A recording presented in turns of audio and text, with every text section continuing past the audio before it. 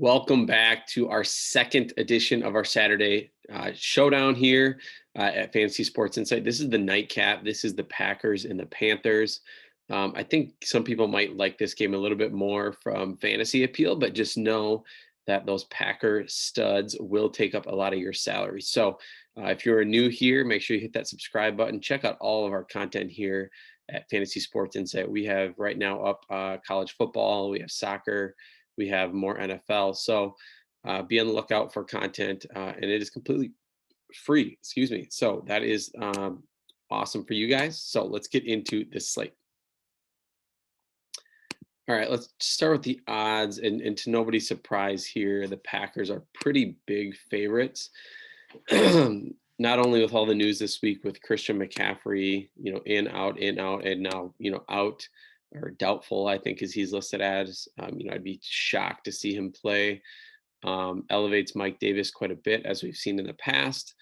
But I do think you'll have to likely be fading, the likes of someone like Aaron Jones or something like that in order to fit in Christian McCaffrey. So Packers are 8-point favorites here. That's not really surprising at all, especially at home. So let's get into the Green Bay side. Again, if you are new, I will point out the 3 top cash plays, my 2 favorite values, and a fade. So Devontae Adams, 12,200. I mean, you can't argue against the guy. You just watch. If you haven't gotten a chance to actually watch him play, you just see his stats. Either go to his highlight reels or just watch a game where he plays. He is literally uncoverable. And then when you add in having Rodgers as your quarterback, it makes it really difficult. So lock him at 12-2. I don't think about it in cash. Just play him. Same with Rodgers. Don't really need to go through Rodgers. These guys are just absolutely freaks. I think Rodgers at captain is safer than Adams, but I think both are fine. This is where the slate gets really interesting. So when we see the other side of the ball with Carolina with Teddy and Mike Davis, you likely have to be making a decision here with Aaron Jones and that side, because you can't fit all of them in.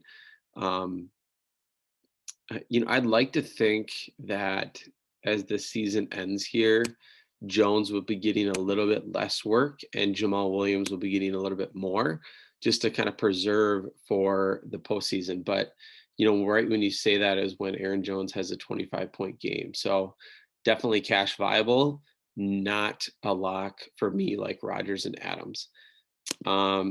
Tanyan is the next option here at 6,400, and he's been amazing. Look at the last, 4 games here, all double digits. And some of these with not really any injuries, so, and the only injury I think for them today is Sternberger is out. So just another tight end is out. So he has been touchdown dependent, a touchdown in his last 4 games, but at 6,400, if he gets you anywhere from 13 to 17, you're really pumped. And that's good correlation with Rodgers. The receivers after Adams, you have Valdez-Scantling, who went off last week against Detroit, but has then had really bad games before that. You have Lazard, who has been less flashy. I prefer MVS over Lazard, but I think getting up to Tanyan might be a little bit safer, but less upside than someone like Scantling. Packers D, okay. Crosby is in play. Jamal Williams will be probably pretty popular at 3,200. I think the last game he was really popular when he's pretty cheap right here, 3,400. That's when he had the touchdown. Then he gets priced back up and then has been pretty average since then. I still would project without a touchdown, 3 to 6, with a little bit of upside. So I think he's fine. I just don't think he's like a must, unless we hear for some reason that Aaron Jones is limited. You could just play Jones and Williams, and then you're covering any running back that's on the field. Tavon Austin last week, the new signee caught 2 balls for 8 yards, 1,000. I guess he's fine.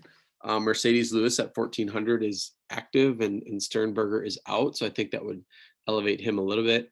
And then St. Brown, 400. If he catches a ball, you're happy. So there's a lot of complete dart throws that, if they just like get on the sheet, you're really happy, but nothing you feel like overly confident about. So let's get to the Carolina side of the ball.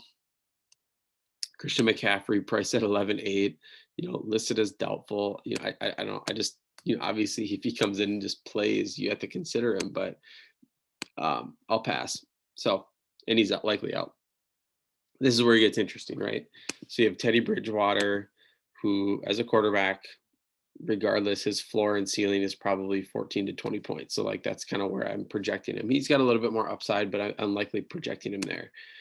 You can project Mike Davis, I think, similar, but with less safety. His safety comes in the fact that he's catching so many balls out of the backfield. I don't think that he's going to have, he might have 1 touchdown, but I don't see like a 2 touchdown game here from him. So I prefer Teddy over Davis if you have the salary, but you're likely deciding then Teddy versus Aaron Jones as well. Robbie Anderson is obviously the main beneficiary of Teddy Bridgewater's success, and he's been phenomenal this year. He will go over 1,000 yards after this week, which is a great milestone for someone like him. You can get DJ Moore for a little bit cheaper, who's also been phenomenal for lately and a lot of this year. So, I'm feeling like the receivers for Carolina are going to be a little bit more GPP, but I think they're always cash viable. And the reason I think they're GPP is just because your builds won't lead you there with Rodgers and Devontae Adams. And then if you're, unless you fade Bridgewater and Davis and then play 2 of those receivers. Curtis Samuel is listed as questionable. Again, he's been phenomenal as well. If he is in, he is in play at 7,000 too. So, going down, there's not really anything in the mid-range here for Carolina besides their kicker, Joey Sly, which I think he is definitely a great value at 3,800. I think both kickers are definitely in play here. Rodney Smith at 1,200, caught 2 balls last week. I think is the main, will be the main backup to someone like Mike Davis. So I think he is certainly in play at that price tag. You get in a backup for 1,200 compared to 3,200 for Jamal Williams. Ian Thomas is also in play here. Again, if they're losing, I think you're going to see him be a little bit more active. But for 800, and he's going to be on the field a decent amount, I think you can definitely consider somebody like him. So let's kind of recap the slate and just look through a potential build. So let's just say I think Rodgers will be a popular captain selection. You go with Adams, and then let's just say you want Teddy. Okay, now you're at 3,800. If you go, let's say we go backup running back Rodney Smith. Okay, now you're at 5,200. If you wanted to get back up to Mike Davis, you could do that and then play like Mercedes Lewis or Ian Thomas. Or you go somebody like a little bit cheaper, say you go to Curtis Samuel, you almost can get back up to, you can get to Jamal Williams, but you can almost get back up to one of the kickers. So, obviously if you go Mike Davis here instead, then you can get to Joey Sly. And all those builds are, can change depending on who you punt with and who you use at captain. But I think there's a lot of paths to some decent optimal and cash builds on the slate. So my 3 favorite cash plays are Adams, Rodgers, and then picking between Aaron Jones and Teddy Bridgewater. And then my favorite values are the kickers, Rodney Smith, Ian Thomas, Jamal Williams. There's a lot of different value here. And then I'm probably fading the secondary receivers for Green Bay just because it's not a price range I'm going to probably fall in.